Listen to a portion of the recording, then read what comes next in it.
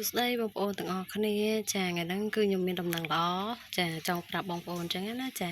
គឺសត្វព្រាបមន់ប្រភេទខ្ញុំនេះគឺចាប់ផ្ដើមពងទៀតហើយបងប្អូនហើយនោះគឺបានមួយហើយឈ្មោះកំពុងត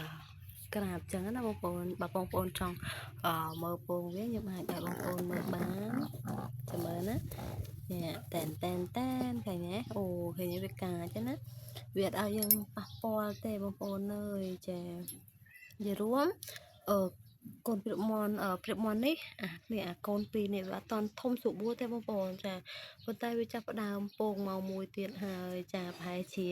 3 4ថ្ងៃទៀតវាចាប់ផ្ដើមពងមួយទៀតហើយអញ្ចឹងវាបាន2អញ្ចឹងណាបងប្អូនចាគឺខ្ញុំដាក់នៅក្នុងនឹងសិនហើយចាទាំងមេទាំងកូនចាទាំងពងទាំងអីហ្នឹងដាក់ជុំគ្នាបណ្ដោយទៅបងប្អូនចាព្រោះអត់តូចវាអត់តន់ចេះស៊ីចំណីអញ្ចឹងហើយខ្ញុំដាក់នៅជុំគ្នាសិន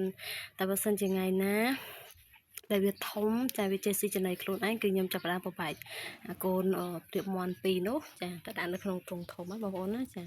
ប៉ុន្តែថ្ងៃនោះមានអារម្មណ៍ថាសប្បាយចិត្តព្រោះព្រឹកឡើងចាយកចំណីមកដាក់ឲ្យព្រាបមន់ស៊ីគឺឃើញពងមួយមានអារម្មណ៍ថាភ្ញាក់ផ្អើលបងប្អូនចាមិននឹកស្មានថាវាពងលឿនដល់ថ្នាក់ហ្នឹងព្រោះកូនអាមុនវាអត់តន់ធំស្រួលបួទេប៉ុន្តែលើកនេះវាពងមកមួយទៀតចឹងណាបងប្អូនចាអូខេនៅពងវាណានោះឃើញសនោះបងប្អូនចាវាពងក៏ក្រាបចឹងនិយាយរួមគឺវា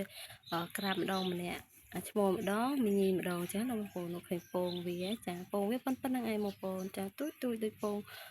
ក្រួយចឹងបងប្អូនចាហើយក៏អរគុណបងប្អូនទាំងអស់គ្នាដែលពេញចិត្តនឹងទស្សនាវីដេអូបើសិនជាបងប្អូនស្រឡាញ់ចូលចិត្តវីដេអូខ្ញុំសូមបងប្អូនជួយចុច Subscribe Channel YouTube ខ្ញុំម្នាក់ផងណាបងប្អូនចាដើម្បីខ្ញុំបានបង្ហាញជូន